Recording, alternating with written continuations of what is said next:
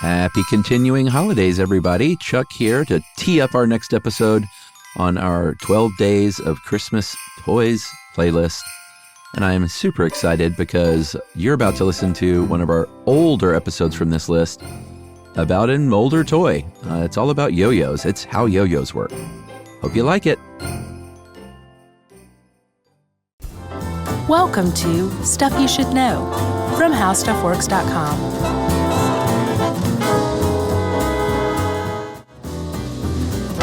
Hey, and welcome to the podcast. I'm Josh Clark. There's Charles W. Chuck Bryant. That's me. Same as ever. Scratching the old back. Yeah, just got a little itch there. You ever use one of those little dealies? The little creepy hand, the little monkey paw on the end of the stick? I have before. Yeah. I don't like to do that. It hurts. Oh, yeah? I guess you could call it. It's a painful sensation. I'd get up against the wall sometimes and do the Baloo the bear That I'll trick. do sometimes, too. Oh, yeah. But it's weird. Like, I only have back itches in about the same place, and that would be on my left shoulder blade on the western side of it, depending on which direction I'm facing. Curiously, this is going to be the most interesting part of this show. That is not true, Chuck, man. So, Chuck. Yes. This is going to be a great one. Okay. I have a feeling this is going to be one of those ones where it's like, wow, that turned out to be really good. It's physics heavy out the yin-yang. Yeah, everyone loves that. But the fact is, when we finish this, you're going to know how yo-yo works. This is probably the most truest titled episode we've ever done. You think? Yep. I don't know. All right, well, we'll find out. I think it should be called Physics Through the Eye of a Yo-Yo. So, listen. Have you ever seen the movie Harlem Nights? Parts. Dude, that is, go back and watch it again. Like, watch the whole thing. Good. Oh, you're crazy. It's one of the best movies ever. Eddie Murphy, Red Fox, Richard Pryor. Great cast. And like everybody else in it too. I think Bernie Mac's in there. Awesome cast. Terrible script. I don't think the script was terrible. I thought it was great. But there's one thing about that movie that bugged me to no end. It's set in like the 20s, right? Yeah. And throughout the movie, Eddie Murphy uses the word yo. Yo is obviously a modern term. And it just sticks out like a sore thumb every time he does. It drives me crazy. Like, it drives me crazy that he did it. It drives me crazy that the director wasn't like, you can't say yo. This is like 1920s New York. Yo wasn't around. I don't know that they were going for historical accuracy in that one. They were wearing spats. Yeah, well. So, Jerry liked that one. So, I went back and did a little digging, Chuck, and it turns out that yo was, in fact, around in the 1920s. But Eddie Murphy was still wrong for using it in that capacity. Okay. Okay, so yo goes back at least to like the 15th century as like a hunting cry, right? When somebody was like, doo-doo, somebody else might go, yo! And you go chase a fox. That was kind of the first wave of yo. As far back as 1859, we know that there were sailors that were using it. Yo-ho-ho. Yo-ho-ho, or also it was a response for roll call. Like, yo. Like somebody called your name, you would say yo. Aquí. It wasn't until after World War II, though, that the modern incarnation comes. And it came out of the Italian quarters of Philadelphia. Of course it did. So that's where they think yo came from after World War II. Hence, Eddie Murphy was wrong in using yo, especially frequently, in the movie Harlem Nights. So I did all that research, or I could have just looked into Google Translate from English to Filipino, or vice versa, okay, and find that it just means come. Yeah, but I don't think that's what it means here, does it? It does now. Okay. So the word yo-yo, as it stands, means come, or come back. Yeah, that makes sense. Did you know that? I did. All right. You want to talk a little bit about the history of yo-yos? Did you know before reading this fantastic article that yo-yos originated, as we understand them now, originated in the Philippines in the 1920s? I didn't know that. I did know that it was around for a long time before that, though, in, other forms. Well, pretty much the same form. There were like two forms of yo-yos in history. Yeah. And the new one came out of the Philippines. The other one, it's pretty old. Well, ancient Chinese, or at least ancient Greeks, right? More than 2,500 years ago. But they think the Chinese had something similar to that. Yeah, I'm starting to strongly suspect that the Chinese are the origin of human civilization. You think? Yeah. They came up with beer. Yeah. Well, they came up with beer. There you have it. They win right there. And it is the oldest toy on the planet except the dolly. I thought that was pretty interesting, too. Yeah. Yeah. Of course. Although I wonder if they're kind of diminishing any kind of ancient rituals or rites by saying, like, look at this cute doll, when really it's, some sort of fetish. I don't know. You never know. So it's been around a long time. They've designed it in different ways over the years. The original design was had the string tied tight to the little axis there. We'll call it the Greek design. The Greek design? No, we'll call it the Chinese design. Or the European design. Well, not design, but it was popular in Europe. Yeah. And that obviously, if you ever used an old yo-yo like that or redesign yours to where it's tied around the axle, it'll pop up, as soon as you throw it down, it'll pop back up. Yeah. Because it's tied to the axle. Exactly. Makes a lot of sense. Right. And you said it was popular in Europe. There were other words for it, other names for the yo-yo before it was a yo-yo. That's right. There was the l'emigrette, the bandolore. The bandolore was British, I believe. The quiz. Yeah, I didn't get a country of origin for that. But it was very popular in Europe. There's a painting of, I think, Louis the 18th. Is he the boy king? I don't know. Whichever Louis was the boy king, of him holding like a yo-yo. Oh, yeah? Like a royal painting of him with a yo-yo. Or what was the little hoop and a stick? I think that's what it was called. That was an awesome game. The hoop on a stick. Woohoo! And then I don't think you can compare the yo-yo to the hoop on a stick. No, I'm not comparing it. I'm just saying I just never got that toy. Oh, okay. Well, here's another one for you. Napoleon was well known for carrying and using a yo-yo, apparently for stress relief. Oh, yeah? Yeah. It didn't work too well. He was a stressed out dude. Yeah. He needed the yo-yo. But as you said, that's the European favored or Chinese design where like the string's tied really tight to the axle and it just basically goes up and down. Yeah. Right? So the Filipino design led to the modern yo-yo as we understand it now. And the huge distinction is that the string is just looped around the axle kind of loosely. Yeah. Which has the added benefit of allowing the yo-yo itself to spin once it reaches the end of the string. Yeah. Sleep. That's why people yo-yo, I think. Yeah. It's all about the tricks. I mean, it's sort of fun for a minute just to go up and down, but it's really all about the tricks. Right. It's just a stress reliever if it just goes up and down. Did you yo-yo when you were a kid? Yeah, here or there. Yeah. But even as a kid, like I could sense that like these new modern ones that we'll talk about with like ball bearings and clutches, they just seem like cheating. I agree. Let's not even talk about them. It's not even a real yo-yo. So, Chuck, you want to talk about a little bit about physics? Well, let's finish the history first, shall we? Oh, okay. Well, I have plenty of that.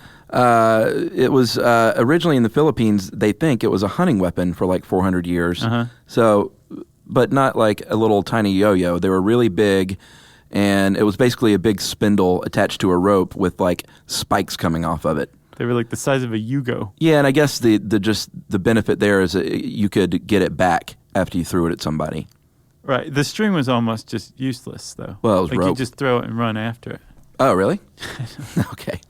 It was actually heavy rope, and they used it for hunting, too. Right. Well, at some point down and the in line. war.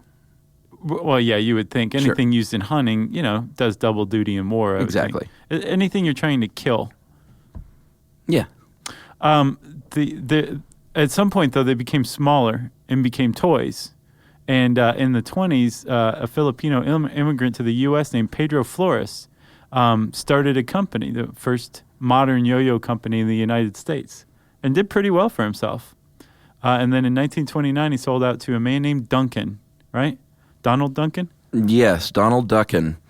And, or Duncan. Or Duncan. Properly. And, Flores is in Santa Barbara, and like you said, was selling these things like hotcakes enough that Duncan said, hey, let me buy that. I'm going to keep the name Yo-Yo because it's catchy. Yeah. I'm going to trademark it, and now I own it. And through the years, he had competitors that made similar devices with different names, and they were like, dude, everyone's calling this thing a yo-yo. Right. We want to be able to call it a yo-yo too. And he said, no, I own it. Then the federal courts in 1965 says, you know what? That's generic enough now where you don't own it any longer. Right. They're all yo-yos. Well, those legal challenges to their trademark, the name Yo-Yo, was one of the things that bled the company dry. It eventually went bankrupt. The Dunkin' company went bankrupt. Yeah, the same year they ruled Yeah. against them. They were like, well, that's it for us. But they also had other money troubles. They were actually victims of their own success, the Dunkin' company was. So they moved in the 40s to Luck, Wisconsin, which very quickly became known as the yo-yo capital of the world. And at their peak, they were making 3,600 yo-yos an hour. Wow. Mostly out of wood at first, maple. They were using 1 million board feet of maple wood every year. Yeah? It's a lot. And they actually, in addition to their legal challenges, like the money going to fight their legal battles, they were paying tons of money in overtime, too, advertising. And as a matter of fact, I think in 1962, Chuck, they managed to sell 45 million yo-yos. And in that same year, there were only 40 million kids in the U.S. Wow. That's pretty astounding. A chicken in every pot and a yo-yo in every other hand, at least. Yeah. Sure. Well, unless, I guess some kids were yo-yoing with both hands up. They're rich kids. Yeah. But like I said, the company ended up going bankrupt anyway. But yo-yo enthusiasts still look very fondly on the Dunkin' name. And I think June 6th is National Yo-Yo Day, which happens to be the same day as Donald Duncan's birthday. Yeah. Yeah. Well, and the Dunkin' name lives on. Obviously, you still see Dunkin' yo-yos. They sold out. They didn't just shut down. Well, they went bankrupt and sold out, right? Yeah. Yeah. So, who was it? The Flambeau Plastics Company? Yeah. They said, we'll keep the name Dunkin' because it's synonymous with yo-yos. Yeah. It's not generic yet. No. No.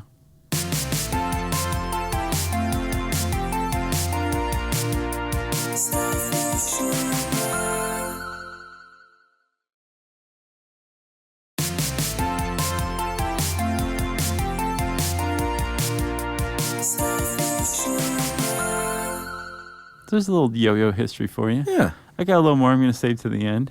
I think you'll like. Okay. I'm going to tease you with it. Now let's talk about physics. Well, I think this is very interesting. Good. So there's two... Okay, you mentioned with the string tied to the classic Chinese design yo-yo, you have one kind of energy going on, right? Yes. And that is linear momentum, the ability of it to go up and down, or I should say down and up, right? That's right. With the Filipino design, the modern design, it has two kinds of potential energy. It has that same linear momentum to go up and down, but it also has angular momentum. And angular momentum is its ability to spin on an axle. Yeah. Okay? So you got two things going on. And like you said, when the yo-yo hits the end of the line of its linear momentum, it's built up since it's wound around the spool. Yeah. It's built up a lot of angular momentum, so it can just sit there and spin or sleep, as you called it. Yeah, it actually increases as it goes down, which is the key to keeping it spinning. Right. It gets faster as it falls. There's another pretty cool trait to a yo-yo. Who knew they were so complex? I didn't. Did you? I did not. Okay, so they also have gyroscopic stability, Chuck. They do. Okay, so if you have a yo-yo that's sleeping and you push down on top of it, like it goes down and then back up. Right. That's because of its gyroscopic stability. That point that you push down on the yo-yo is transferred from the front and spun around to the back, so that's evened out, so the yo-yo will just keep spinning as long as it's spinning fast enough. Gyroscopic stability. Yes, that means a spinning object will resist change to its axis of rotation. And if you've ever thrown a football, it's the same thing. Yeah. Or if you've ever thrown a football poorly, what do they call that? A wobbler, a turkey, Wounded duck. brick. That's why a wounded duck doesn't go very far, because it doesn't have that tight spin. Yeah, So it falls off its axis and won't travel as far. exactly. Same as a frisbee. And then the whole team's mad at you. Basically anything that spins. Yeah. Frisbees, footballs. There's got to be a baseball. We could liken it to a baseball somehow. Let's say a curveball, knuckleball, slider. No, definitely not a knuckleball. 'Cause Slider. It doesn't spin at all. Really? Yeah, What is it, that's like a shot put? No, the knuckleball, the whole key is it doesn't move. It travels like this, and that's why it moves all around. Crazy. Isn't that nutty? Yeah. So you've got your yo-yo sleeping. You're totally aware of its gyroscopic stability, and you understand that its angular momentum is just awesome. It's far out, right? It's far out. But you want to wake it up, and that's when you bring it out of its sleep and rewind it back up the spool, right? Little tug on the old finger. Yeah, and the reason why is because the loop, right? There's less friction with the loop around the axle. Yeah.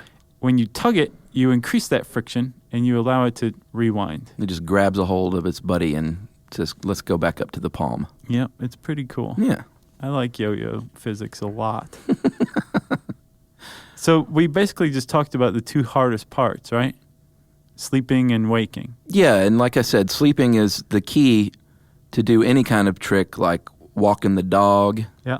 which I was pretty good at. I used to could do a few yo-yo tricks. Really?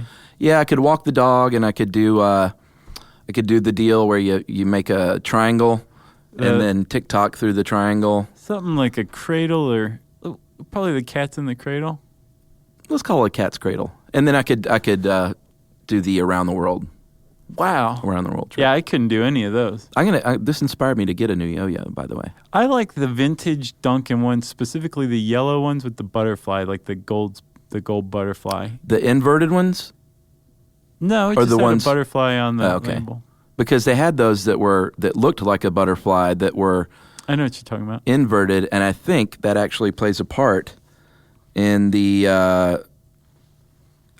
increasing the moment of inertia section. Yeah, I think that's why they flipped it out to put more weight on the outside. Yeah, okay, well, you want to talk about that? Why not? So do you remember when we did the Murphy's Law podcast? How could I forget? Remember one of the books that he wrote was For Your Moments of Inertia? Yeah. Yeah, I didn't realize it was a terrible, terrible engineering pun until I read this article. Yeah. Kind of made me more hate sense now. John Paul Stapp a little bit. Nah, we love that guy. So, Chuck, a moment of inertia is basically a way of describing a spinning object's resistance to changes in that rotation, basically being slowed down, Yeah. right? And what smarter people than us have figured out is that if you increase the mass and distribute it slightly further away from the axis, you're going to increase its moment of inertia. Right. And that increases the amount of time it's just sleeping, right? Yeah, and like I said, I don't know this, but I just remember when I was a kid, they had those inverted yo-yos, and I bet you anything that's why they did that. It's got to be. Because they were wider at the outside and then curved in, which had to be less mass. Yeah. It was less stuff, less wood. Right. So I'm going to go on record as saying that's why they did that. But I think you want more mass further away Yeah. to increase its moment of inertia, right? Yeah, so there was more mass on the outside, I got you, okay. further away from the axis. Right. Yeah. So that allows things to sleep a lot longer. And that was, I guess you could say, one of the breakthroughs in yo-yo design. I think in the 60s, they started adding mass to the outside and extending the axle a little bit. Bam! The yo-yo's been improved. Think about this, right? 2,500, maybe even longer than that, years ago. Yeah. Somebody invented the yo-yo. Does not change until the Philippines in the early 20th century. Well, I thought it said it did change. We just don't know. It said there were changes in design over the years. No? Not that I took. I took it like there was one way and then there was the Filipino way. And that was it. We got a correction to make then. And then the 20th century hits and then there's all these great improvements on these designs. Indeed. One of the improvements, Chuck, was adding ball bearings, right? Well, See, you and I don't think these are improvements, or at least I don't. Okay, that's absolutely true. That's a good caveat. Yeah. I think that the Filipinos perfected the yo-yo. Let's just call them modifications Okay, for sorry kids who don't know how to yo-yo. rich kids. Yeah, that makes it easier, I think. Yeah. Isn't that the whole point of both of these things? Well, yeah, I guess It makes it easier I to guess- sleep and... Yeah, and Yeah. I guess they're like, well, if you're just enjoying sleeping and waking your yo-yo, then why make it tough? If you want to have fun with your toy, Right. I can't believe they made it easier for kids to have fun. How dare they? So the ball bearing design, I think, is kind of clever. Basically, this modification takes the axle and splits it in two, Yeah. into two races, which are basically little courses for ball bearings to spin around, right? Now, does that split the axle? These are just around the axle. So one is connected to the axle. Right. That's the inner race. Mm-hmm. One is connected to the string. That's the outer race. And then in between the two are ball bearings. Right. Okay? They're not connected in any way, except maybe via the contact with the ball bearings. Right. So when you release your yo-yo toward the ground and its linear and angular momentum really build up, when it hits, the inner race can tilt a little bit and connect with the outer race via the ball bearings. So they're spinning. Right. Right? And then as they straighten out, they're not connected anymore, so that the string no longer has any effect on whether the yo-yo spins or not, because it's just the inner race connected to the axle that's spinning. So your yo-yo can sleep far, far longer. Yeah, the outer race spins the inner race, which spins the axle. Right, it's like a transfer of angular momentum. Exactly. And then the string's just like, you just let me know when you're done, and we'll wind back up. Well, it'll give a little tug. Will do the same thing with that style, right? Right. Okay. Or you can just completely take yourself out of the equation altogether, except for a snap of the wrist. The initial release is all you need to do with what's called the yo-yo with the brain. These are really fake yo-yos. Yeah. I want to get one, though. It's kind of cool. Like you could be in a vegetative state and do this yo-yo. Yeah, this was in the 90s. A company called Yo-Mega released these, and they called it the yo-yo with the brain, when in fact they should have called it the yo-yo with the clutch. And the deal here is you've got these two clutch arms, weighted ball on one side, and it's not attached on the other side, and they're spring-loaded. The spindle is not attached to the axle, but the clutch arms are attached to the spindle. So when you throw this thing down, it's going to spin slower at first, and the clutch is engaged. Mm-hmm. As it gets faster, all of a sudden, it's enough inertia to pop the clutch essentially against the edges, and it releases the spindle, which makes the whole thing spin faster on the axis. Right. The centrifugal force pushes down the weight, which pushes down the arm onto the spring, which releases the two, which allows it to spin. And it only spins for a certain amount of time. It's not like the kind that you tug back up. It'll spin till it slows down, and then the clutch locks back down, and boom, it shoots back up. Right back up. I wish we had one of those. I want to see what it's like. So basically, the two modifications are based on separating the string from the axle. Yeah. By creating two different kinds of, I guess, axles or spindles or whatever. Which are really just sort of taking the Filipino design a step further, because although it made contact with the axle, it wasn't, quote, connected to the axle. Yeah. Or I guess it was, but it wasn't tight. Right. And a guy named Michael Caffrey is the one who came up with the yo-yo with the brain. And Yo-Mega started selling him in 1990, but he came up with it in 1980. 2 years after a man named Tom Kuhn created the no-jive 3-in-1 yo-yo that you could take apart and replace the axle and do all sorts of modifications with. Oh, really? Big time for changes in yo-yo design. So did he rip this dude off? Is that what you're saying? No. Oh, okay. No, I'm just saying like these two big steps in yo-yo design. The way you said 2 years after was sinister. Well, you're a very suspicious person. I am when it comes to yo-yo design.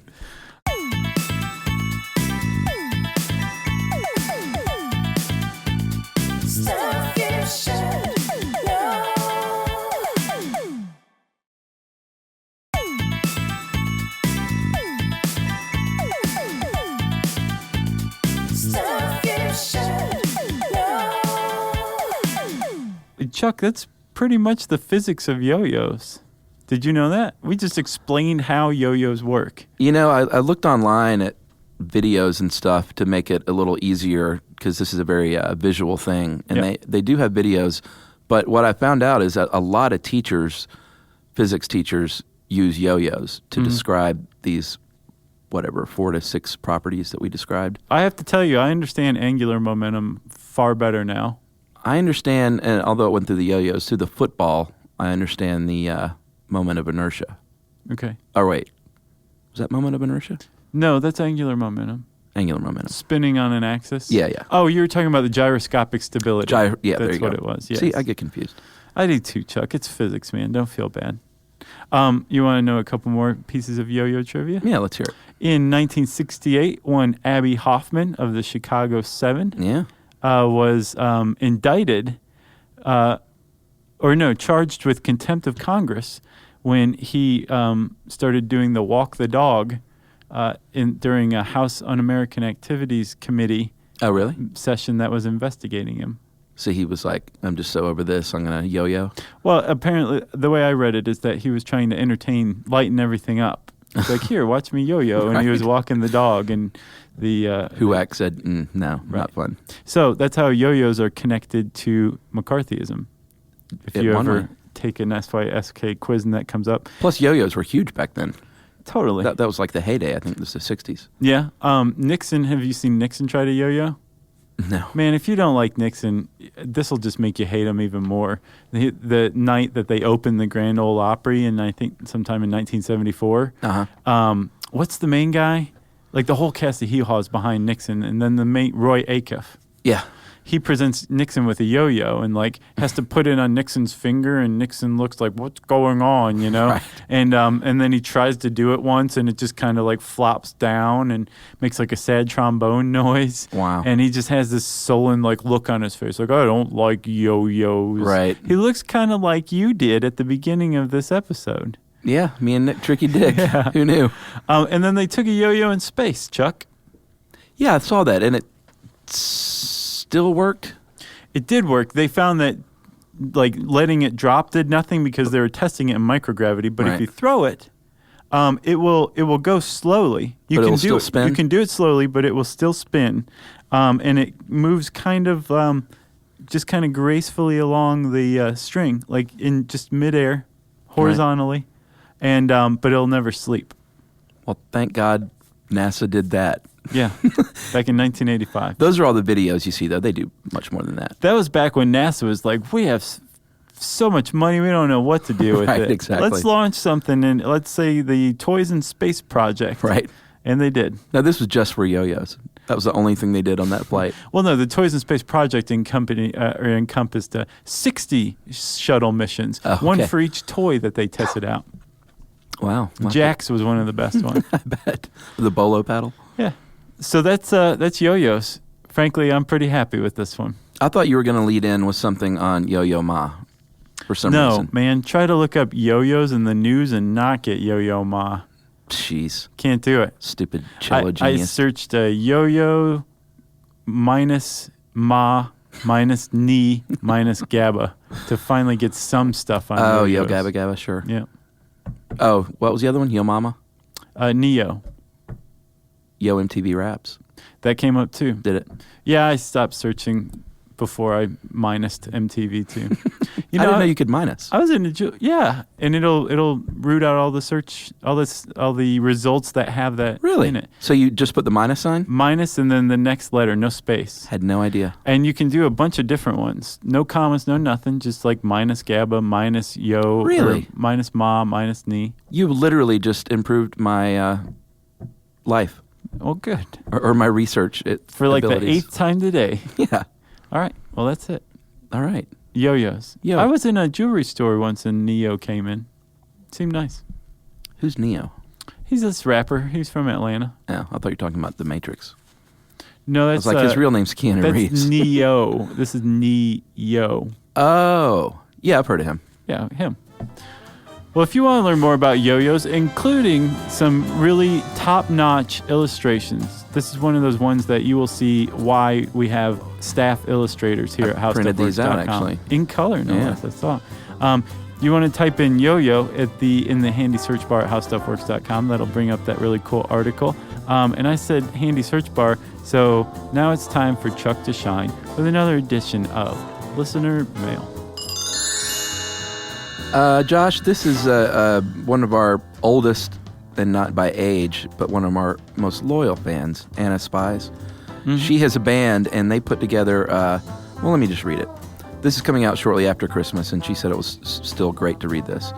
Hi, guys, and Jerry. Since we're firmly in the festive, greedy little grip of the holiday season, I was wondering if you could give a shout-out to a project I'm involved in, or my band is, at least. It's a charity album to raise funds for the continued fallout from the Japanese earthquake and nuclear disaster. In the light of everything that's happened since, I know it's been put on the back burner of most people's charitable contributions, which is why we were thrilled and honored to do our part to raise awareness when the label releasing this compilation approached us to contribute a track. So, she's right. You hear about these tragedies that happen, and then 6 months later, you kind of forget about it. It's the curse of the news cycle. Exactly. But luckily, there's a lot of people that, my friend Dave is one of them, that's still working on the tsunami from 5 or 6 years ago. Oh, that's great. So continued help is always needed. There's a CD that is going to be out in mid-December. So by the time this comes out, it'll already be out.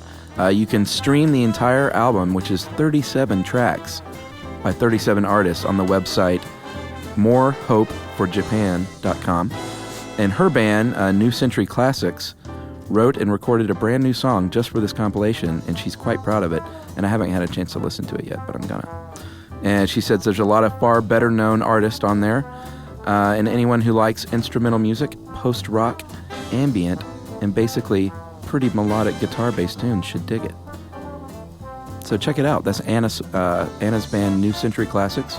Cool. morehopeforjapan.com. Very cool. Thanks a lot, Anna. Appreciate that. Thanks for letting us know. Thanks for doing what you do. And thanks for listening for years. She's been around forever. Yeah.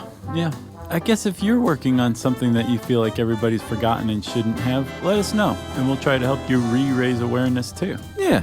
Send us a tweet to SYSK Podcast, or you can shoot us a Facebook something, facebook.com/Stuff You Should Know. And as always, you can get really personal and send us an email, a real live email, to stuffpodcast@howstuffworks.com. For more on this and thousands of other topics, visit howstuffworks.com. To learn more about the podcast, click on the podcast icon in the upper right corner of our homepage. The How Stuff Works iPhone app has arrived. Download it today on iTunes.